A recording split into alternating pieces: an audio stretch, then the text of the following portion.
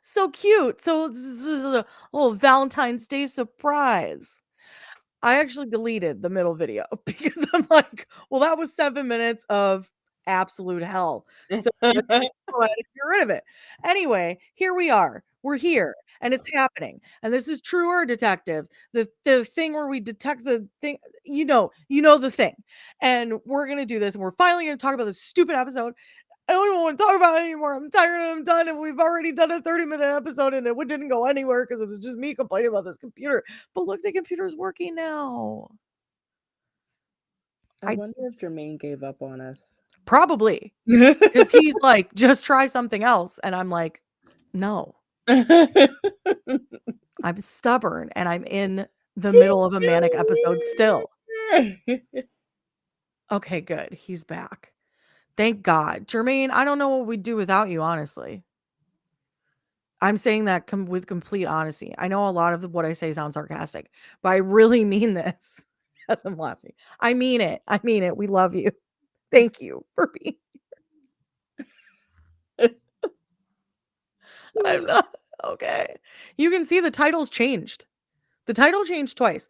It was True Detectives Season 4 Part 5 Episode Breakdown. Then it was True Detective Season 4 Part 5 Episode Breakdown ... again. That one's deleted. That one's gone. Now it's Truer Detectives Season 4 Part 5 Episode Breakdown ... on the verge of a Menty B. Because I am. We're here now. It's okay. It's okay. I'm going to have to take my anxiety pills tonight. Okay, so, all right. Well, good news. Now I've got articles. Y'all love me. I know this. I love y'all too. Well, thank God, Jermaine. Okay, I mean, here we go. you must, because you're still here. I know, right? He's a real one. Ride or die. Okay. Woosah, Okay, so let go and let Yahweh. You know what I'm saying? You know what I'm saying? Just let it all out. Okay, so articles. I just, the other one, yeah, Super Bowl Schmooper Bowl. It didn't affect the ratings. And then what I was trying to say was, does anybody know? If you know, just like write it in the comments. Also, if you've stuck with us through all of this, go ahead and subscribe because clearly you're into this, whatever this is. And go ahead and like both videos, part 1 and part 2. It's like my eye is twitching. And I promise I'll let Takeerah talk. She did get to talk. Did I just? No, I think you did your thing on the first one. I'll let you do it again at the end. Anyway, she's big time now. Okay.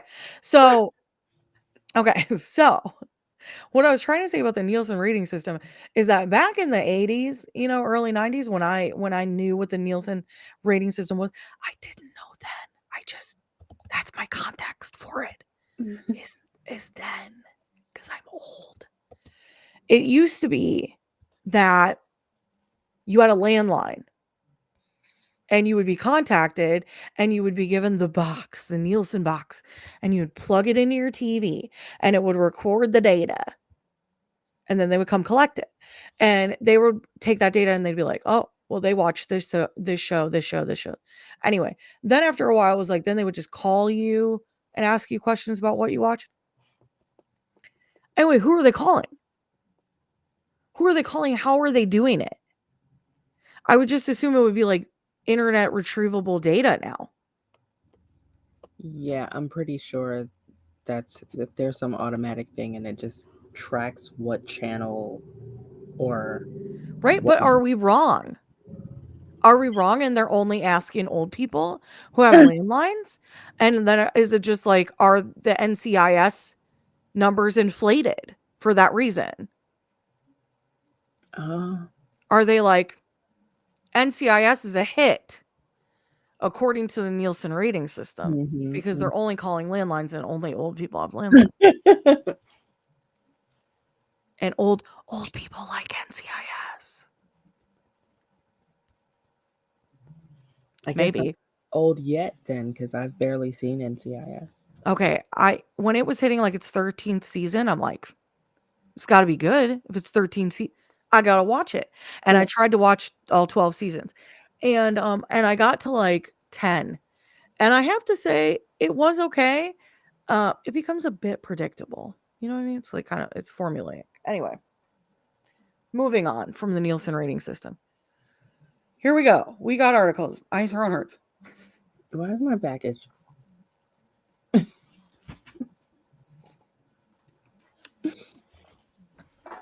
As I've been yelling a lot. You should have heard me on the phone with Takeerah because I'm pretty sure I don't know that she's ever heard me that mad. That was pretty mad. You've heard me mad, but that might have been the maddest you've heard me. Maybe not. Anyway, I'm still thinking about it. I know. I have a really bad temper, you guys. I'm sorry.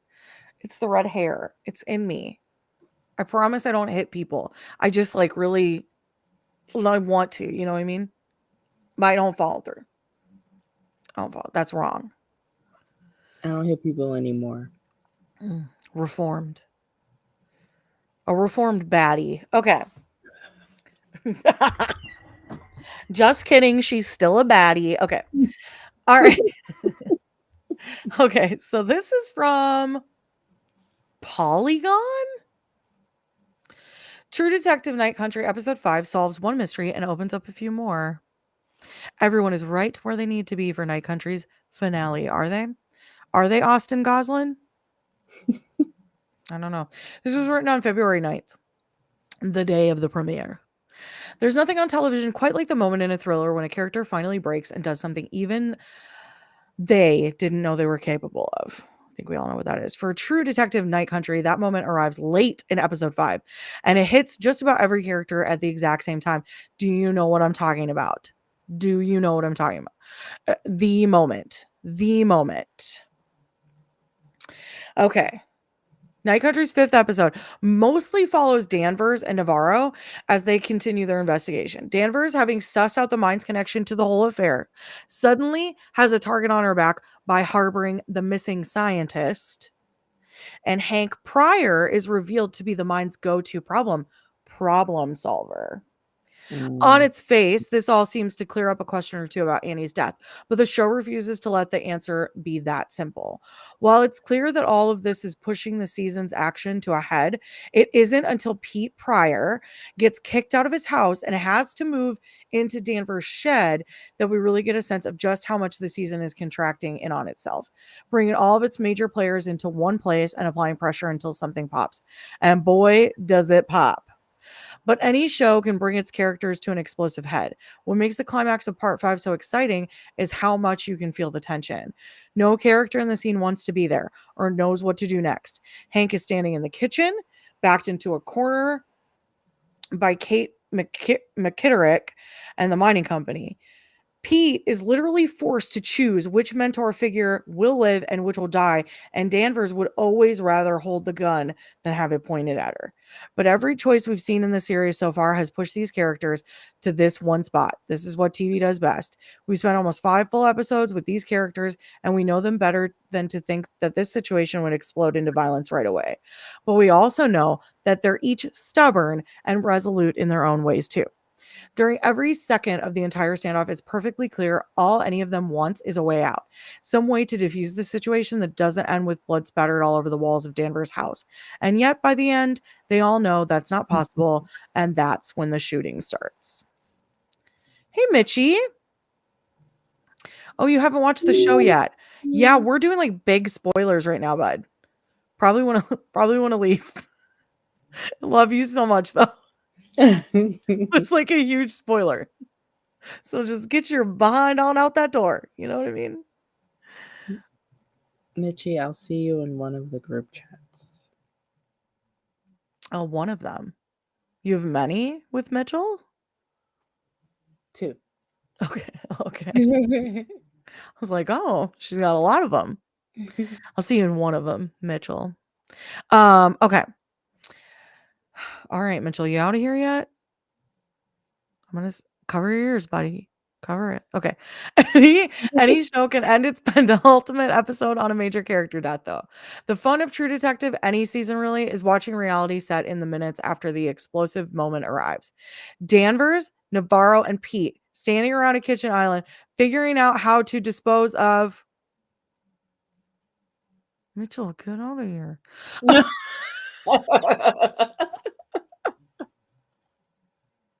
How to dispose. Jermaine, you haven't watched it either? Oh my goodness, you guys. I love you, silly gooses. Um, Figuring out how to dispose of a body is a quiet scene packed with residual adrenaline. Okay. So, all right. This is kind of just saying like everybody's where they need to be. All right. There's only 3 more paragraphs. So let's just get through it, I guess. If TV is as is best about spending time with characters and watching them change, it doesn't get much better than seeing Pete volunteer to clean up the blood of his father that he just killed. Sorry, everybody. Spoiler alert. Um, it's an unmistakable shift and one that Bennett plays perfectly. All his cop discipline and commitment showing through in an instant, pushing down any reckoning with the ways his life or his psyche may be changed forever by this. Suddenly, it's all business and a body's a body. Night Country is, among other things, a show devoted to exploring the ways people live with decisions and how they reconcile with the past. For some characters, that means literally seeing the past as visions or ghosts. For Danvers, it means hating the Beatles and denying your pain. While for both her and Navarro, it means committing to a lie about William Wheeler, but finding different ways to move forward with Annie's case. All of these pivotal moments happen long before the show begins, so it would be a waste for the show to end without letting us witness one of those impossible decisions. This time, it's Pete's. The slow unfolding of that scene is a beautiful illustration of Pete's point of no return. In the context of the show, it's easy for us to imagine all the ways that particular night and that particular gunshot are going to haunt him. But in keeping with the show's themes, living with that decision starts immediately for Pete. He volunteers to clean up the mess almost the instant he makes it. To do all of this in one episode runs the risk of losing momentum. But Night Country smartly skirts that pitfall by giving Hank Pryor one final detail to add to the Tsalal case before he's gone for good. He only moved the body. It's an admission that feels both small, gross, and desperate all at once. Hawks delivers the line like he's both convinced himself he did nothing wrong and begging for forgiveness at the same time. It's a perfect end to the show's saddest character, but it's also a tremendous setup for the finale that finally seems ready to reveal what this whole season's mystery has been leading to. Okay, so. Okay. Mitchell says, I don't care. I'll end up spoiling for myself anyway. I just want to say you should break down the 2021 show Clarice. That is 1 season and 13 episodes. It has Michael Cudlitz in it. Yes, it does. Ooh, I've never watched it. It's an amazing show and would be cool to hear what y'all have to say about it. What kind of show is it? Have you watched it, Takeerah? It's what's his name? Hannibal Lecter. Clarice? Oh, that Clarice. Mm-hmm. Okay. That could be cool. Yeah. We'll think on it, but not anytime soon. But maybe. Like later. Like a ways away. Jermaine says, this is why I'm so glad that the strike is over so that we have good shows like found in this show you guys are talking about. I know, right? It's great that it's over. Okay. All right. There's another article I found in all places, Men's Health. From Milan Polk. It takes place 1 year after the events of Silence of the Lambs. Interesting. Okay. This was published 2 days ago on the 12th. This article is entitled Why That Peter and Hank True Detective Night Country Moment Had to Happen. There's just one part in here that I wanted to get to. Why did Peter kill Hank in episode 5? Peter quickly realizes what's going on and points his gun at his father. Danvers tries to talk him out of it, but at the same time, Hank starts to explain himself. It turns out he's involved in Annie Kotak's case in a big way. He moved her body from where she died, but wasn't the one who killed her. And as we see earlier in the episode, he's in league with the mine, which helped him pay off his debts and even promised he'd become chief of police before Danvers arrived and messed up his plans. If Otis survived and led Danvers through the cave, they would have not only found Annie's body, but would have definitely found Hank's DNA on her. He begs Peter's help in moving Otis's body, but Peter stays firm.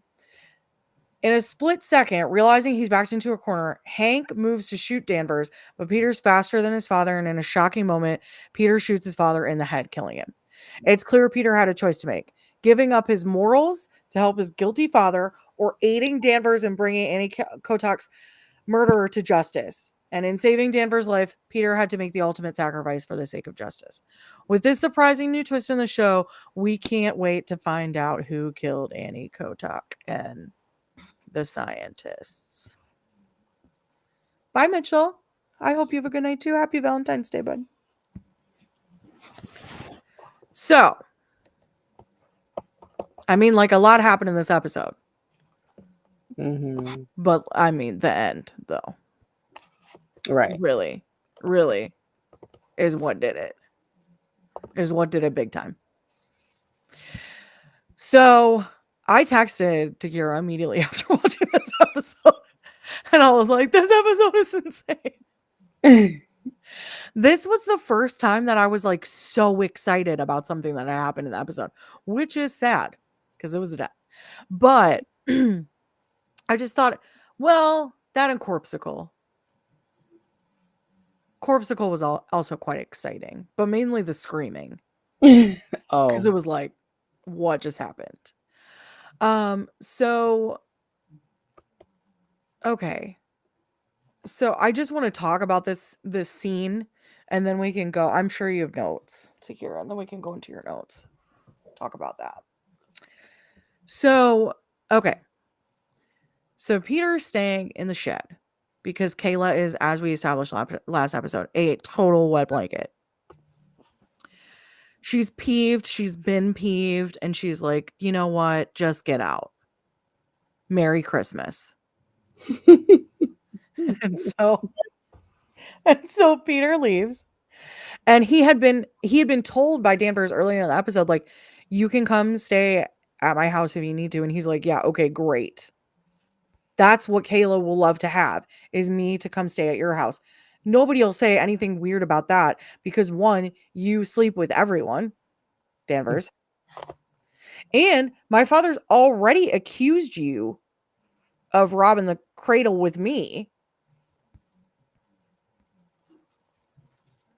I'm just going to go stay with my dad. So he goes to stay with his dad, but his dad's a giant beehole.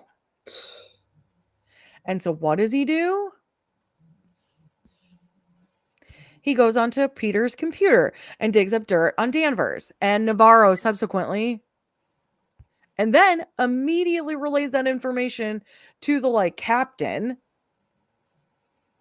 because he's so desperate for approval and to be chief of police.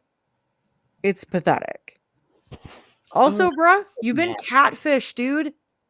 You were catfished. You probably sent a bunch of money to a dude in his mom's basement. Not your bride, your mail order bride that you thought you did. Unbelievable. And the part when Liz is like, he only seems stupid. Love it. And also true. He's smarter than that. He is smarter than that. Now,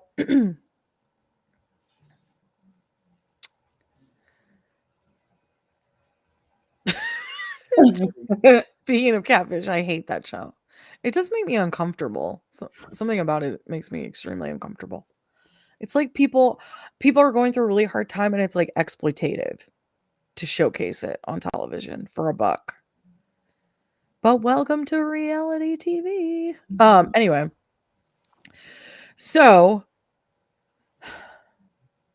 Pete ends up being at Danvers' house when Hank comes to find Otis, who Liz steals heroin out of the evidence room for so you can freebase in the bathroom.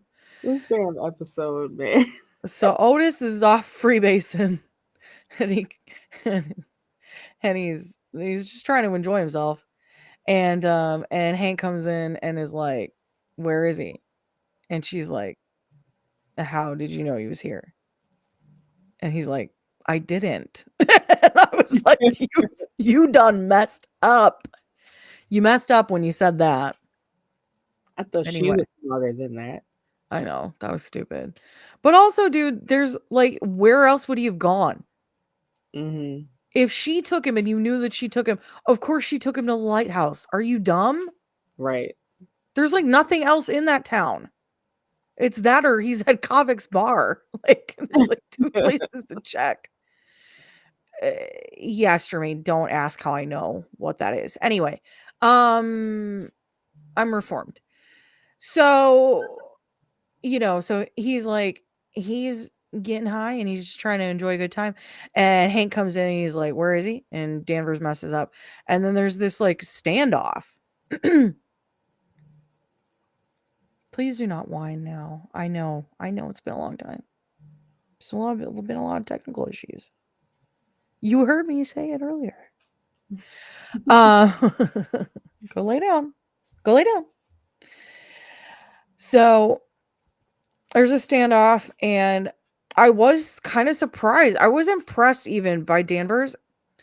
I feel like I was given a little bit more about Danvers throughout this episode. One, I think her feelings about Leah's heritage has nothing to do with Leah and the Yeah. actual heritage. Yeah. I think it's complicated. I think there's a lot there. I think part of it has to do with just Danvers' general disdain for the town and what that means to be a part of that town and what that town involves. And so I think some of that has to do with like kind of a disdain for like anything that she feels is representative of that area. So I think that has something to do with it. I think it big time, you were totally right when you said it had to do with Annie. Mm-hmm. A lot of it has to do with Annie. She is very fearful that Leah will die, Yeah. much like her son died, that she'll have to like relive this pain. So she's being like very standoffish, tries to really push her kind of away so she doesn't have to deal with that. But it's the same reason she doesn't want Leah to participate in any of the stuff that Annie has, which is sad. I mean, without all the extra stuff, being an indigenous woman is dangerous in this country and in Canada anyway. Like, Well, especially in their town. yeah. I mean, Navarro isn't even accepted by her people. Mm-hmm.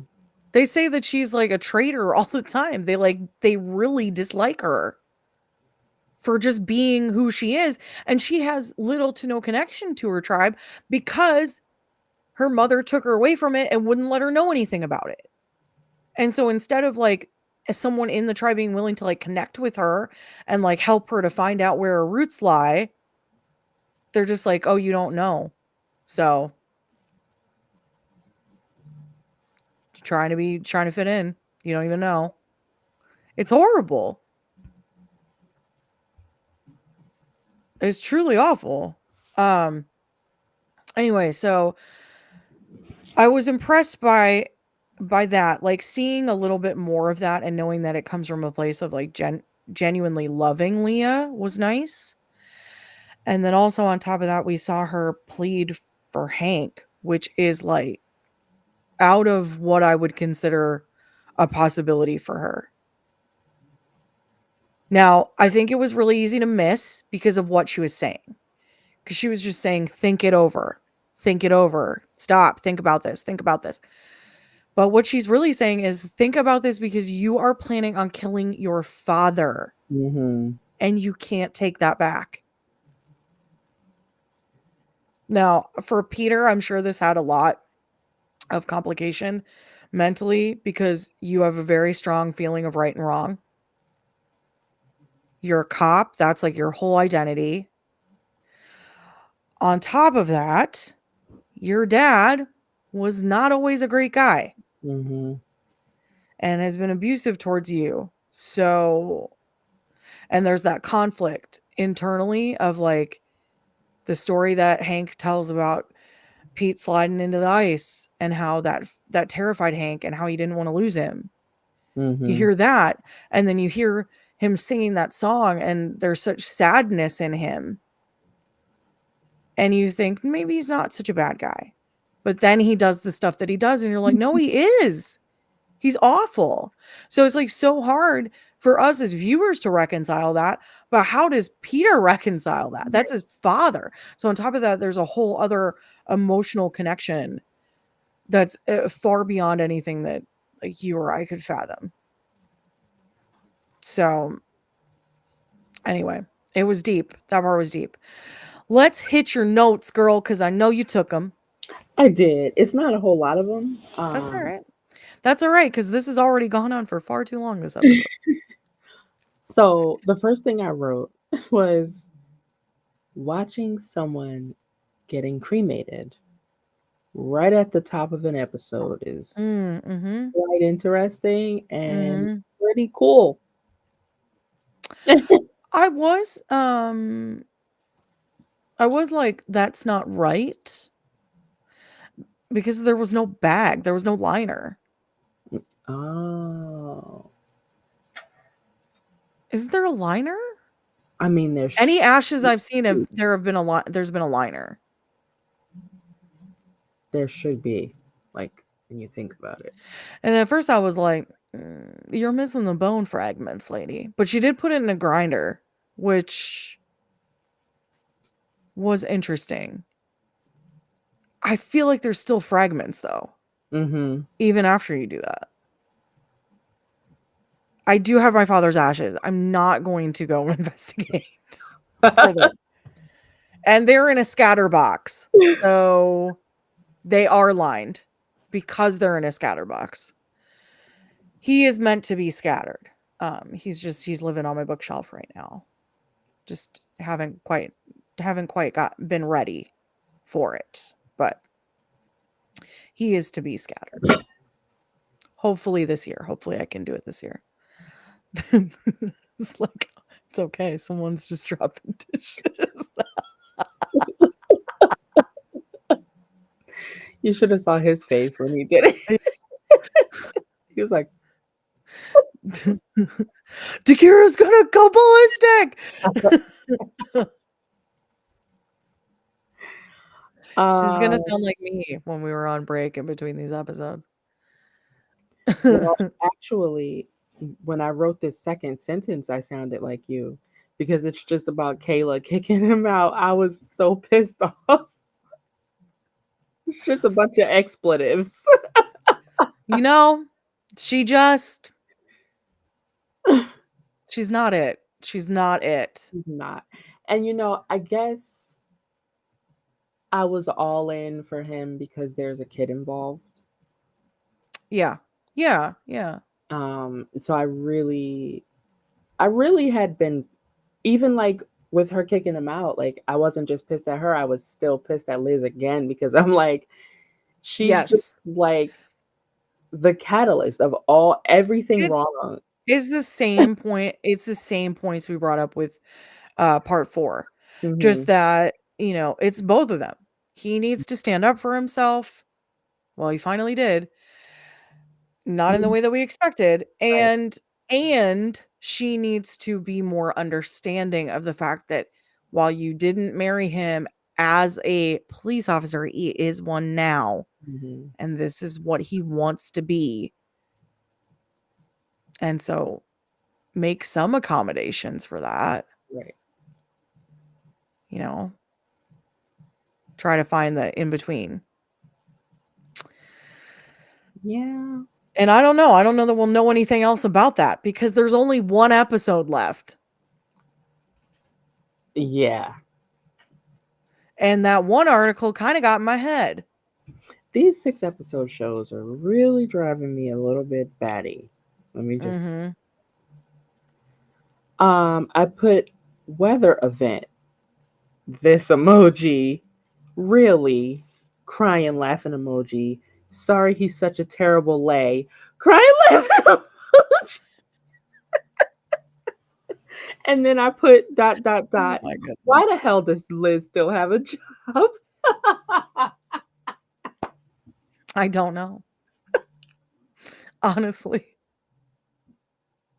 Honestly. I did love though that the woman from the mine, Katie, whatever her name is, Yeah. that she even tells Hank, like, you can't trust whoever Christopher Eccleston's character's name is. I don't remember. You can't trust him because he's sleeping with her. Hmm. He does have some favoritism towards her. Hmm. I don't know. I don't Okay, know. I just wrote like it's just a ridiculously like it's just a circle of ridiculous. Okay, Liz is a B word. Yeah. She's driving keep forgetting his first name, his relationship into the ground. Pete, you're not letting up. You're not letting him live his life. You're not letting him be a dad. You're not letting him. You're just going, going, going to the point. Now his wife kicks him out of the house. You think, oh, this is his opportunity to come and get closer to me and be in my house where I want him and can use him for whatever I want whenever I want. Except no, he's going to his dad's house. That is your fault. So it's your fault that his ignorant father went through his laptop and figured out your secret.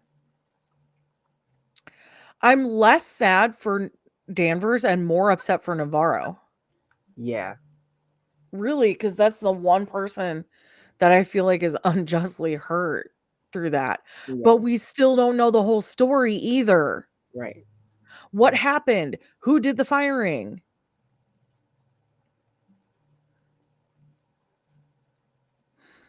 Don't know.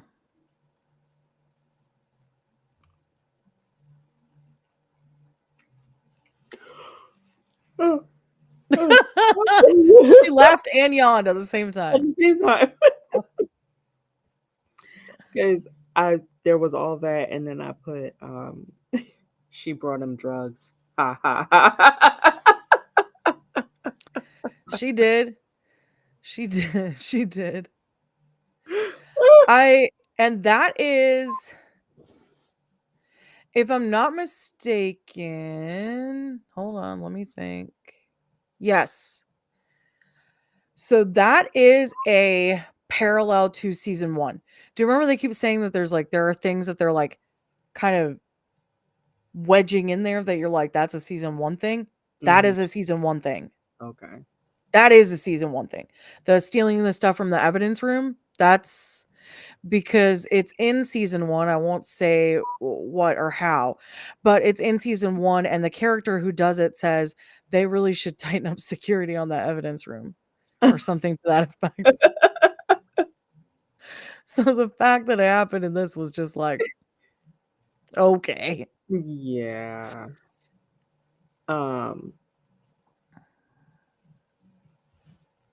Yeah. After that, it's just me kind of writing about this scene that you talked about already, and the tensity, and just the I said the tensity, the intensity. I was like, that's sure. I'm gonna let it slide. I will not sure. I Can don't you know what tell that I'm means. sleepy? But at the end of the day, like you said, I feel absolutely terrible for Navarro, but I feel so freaking bad for the guy whose name you just told me and I forgot because I'm Oh so my gosh. it's so ridiculous. Peter. Yes. I feel so bad for Pete because I'm so disrespectful Yeah, to I do keep too. forgetting his name. And like Fair. his life is absolutely ruined at this point. I know, and now he's gotta clean up his dad's body. It's just Like like, it's okay to rant, Kira, so rant on. And I just feel like, I mean, okay, yes, maybe at the last minute, Liz realized this is a culmination of her actions. Mm-hmm.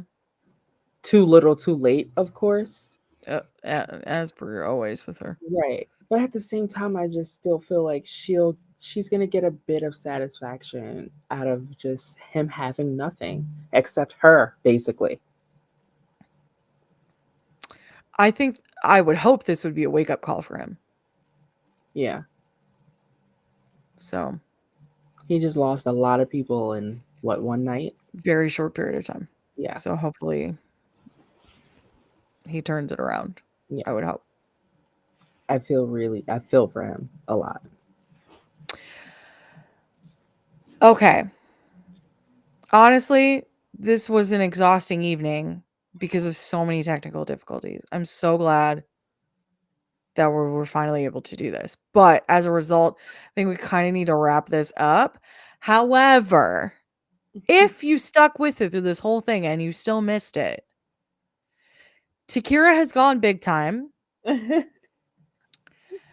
And, and I'm teasing her really a lot, but I am very proud of her. She's doing a lot of things right now, which is insane because she's in school and she's a mom and she works full time and she's doing all this other insane stuff. And well, we don't need to get into the other thing. Anyway, lay it out there, girl.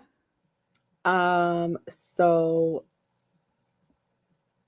they both launched at the same time, so Of course, made it's very difficult to keep track of what's going on. so I guess the first thing I'll talk about is I'm on a podcast.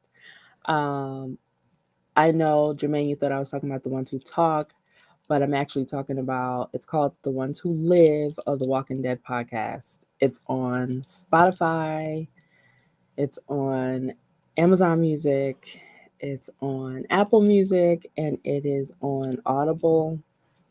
Right now, there's just one episode out. It's our spoiler free review. Please go follow us and like us and share us. It's me and three other ladies whose names a lot of people possibly know. Um, and then I'm not going to name names right now. She's not going to name drop here. You have to go look if you want to know. And I also started a blog called, and I always never know if I'm pronouncing this word right, but it's called Noir and Nerdy. Yeah, it's noir. Noir. Mhm. NOIRANDNERDY. It is me and some BIPOC ladies. We are starting off focused on the ones who live. We will move on to other things, also Walking Dead related things, but other like horror, sci-fi, crime type of stuff, similar to what we like. I just keep finding people with similar interests that want to do all these things. So I am a producer, a writer, a co-host, an editor, um, and a blog manager, which is what they said the technical name is. And I have a full time job, and I'm in college, and I have children, and I am a wife. So life is absolutely crazy. Jermaine, I will absolutely send you the link. Um, and because today was the drop for the spoiler free reviews, the podcast is kind of popular today. So if you just search for like the ones who live, it'll probably pop right up. Mm-hmm. Um, and yeah, I'm very excited and exhausted. And yeah, I can't think because I'm too tired. That's fair. You got a lot going on. You got a lot going on. So, yeah, so Takira's slowly learning the pain it is to edit Oh, and be on podcasts and do all of this work that happens behind the scenes is a lot. It's exhausting. But you do it because you love it. And yeah, so if you're following Takeerah's channel on YouTube, The Ones Who Talk, I don't think that's gonna have anything for a while. You're gonna be a little too busy, I feel like. Yeah. Marcus does want to just have a fun live on at some point, and I'm like, sure, yeah. Put that on my calendar. I don't know when it's gonna. So who knows when that'll happen? It's why we do these live, Yeah, because it saves me on editing. Because I do have other videos and I do have other content and I do need to put other stuff out, but this has kind of gotten me by with like getting at least an episode out each week just for a while because it's hard to keep up with everything. So I'm just gonna especially say when you're self-editing. I went from 66 minutes to 55 minutes and some seconds, and it took me 2 hours. Mhm. Well, because it's not just like the end that you cut off. It's like all through you're cutting out like a Yeah. second here, 2 seconds here. Yeah, it's a lot. It's a lot. Then, oh, I cut off the end of the word here. Now I gotta retract the. Mhm. Yeah, it's Yeah. wonderful. It's amazing. It's hard work. It's hard work. Everybody wants to be a podcaster, but it is hard work. Unless you have money, and then you can just hire an editor, and I'm jealous of those people. I don't have that kind of money. You hire someone to do your social media. I See, that's know. the thing. How are you gonna advertise yourself with social media? And then that means you have to have Twitter and sorry, X, X and Insta Inst- and Facebook and Facebook, TikTok, and it's yeah, and it's it's everything. freaking exhausting It is. because you It also is. have your personal Twitter and Instagram and Facebook. That's why for me it's all the same. The That's person yeah, it's just why I have like a persona instead yeah. because I can't. I can't. You can't do that because you have many people, um but I get it. And yeah. And so Squawking Dead, the podcast that I'm a part of, will also be covering the ones who live. So we're officially in competition with each other, which will be a little bit awkward, but it's fine. Not for We'll me. we'll get a not for her. I am horribly competitive, so it might be a little bit awkward for me. It's fine. It's fine. Um, so yeah. So thank you to anyone and everyone who stuck with us on this one. Cause holy cow. My apologies for the issues. There were so many of them. Um, yeah. Hopefully next time not so much. We will see you next week, same time, actually 8 p.m. on time. So not really the same time, but 8 p.m. on time. Um, and we will be covering the final episode of True Detective Night Country, and we'll see how we feel about it then. Maybe we'll love it, maybe we'll hate it, who knows? We'll talk about it at that time. And then we will try to cram 2 short episodes after that for Found, but we'll see what happens. Because our show starts next Sunday. I know. We'll give it a go. So I'm crashing from my manic episode. So I need to go to bed, and Takira needs to go to bed because she's like done too much in the last 2 days. It's been insanity. So love you guys. Love you, Jermaine. Thank you so much for being here. Thank you, Mitchell, for stopping by.